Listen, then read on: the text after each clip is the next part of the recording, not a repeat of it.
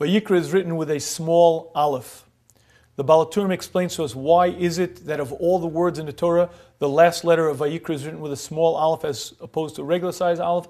It explains the Baal Ha'Turim that this was actually a debate between HaShem and Moshe. HaShem told Moshe, write the word Vayikra as it should appear as a full word, and Moshe Rabbeinu said, no, I don't want to do that. The word Vayikra implies that God called Moses, that Hashem singled out Moshe Rabbeinu from all of the Jews of his generation, called upon him, pulled him out and said, I want to speak to you. And Moshe Rabbeinu said, that's too much honor.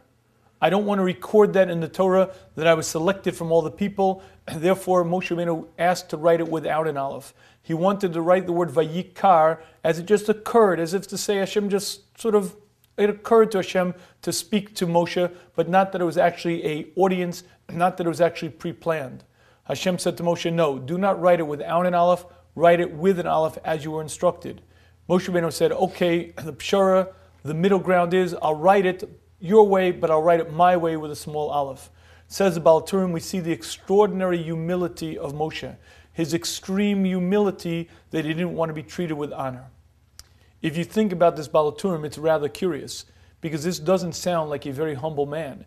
If God, the creator of the heavens and the earth, told Moshe Rabbeinu to write the word, you would assume that a servant, a humble servant, would do as told. Hashem said, write the word Vayikra as I told you to. And Moshe Rabbeinu said, no, I'm not going to do it that way. All right, compromise, I'll do it my way, sort of in between. That doesn't sound very humble at all.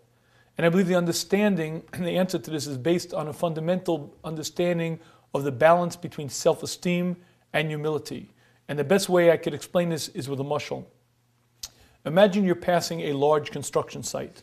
And in the center of this construction site, you see a huge crane. This crane is lifting up literally tons and tons of dirt, stone, moving it from one end of the site to the other. And you see inside the cab is the operator of the crane, Joe. Joe is a bit overweight, in fact, maybe 60 or 80 pounds overweight, chain smoking. And you walk over to Joe and go, Joe, look at you. You're overweight. You're smoking. Joe, you got to get to the gym. You got to take care of your health. Joe says, me work out? What are you kidding? You know what I do all day? Lift heavy loads, tons and tons of dirt and rock. I don't got to go to the gym all day long. I'm lifting. At which point you say to Joe, Joe, that's not you. That's the crane. You're the little guy operating the crane. That is a very apt parable, very apt mashal to us. Hashem created us in the tzura, in the form of Hashem, and Hashem gave us tremendous, tremendous capacities. I occupy a body, I am a man, and that human being that I am has tremendous, tremendous abilities. When I walk into a room, there's honor due to this person because this is an Adam. An Adam has a mind, an Adam has capacity. This human being can accomplish worlds. Yet I am but that little guy inside.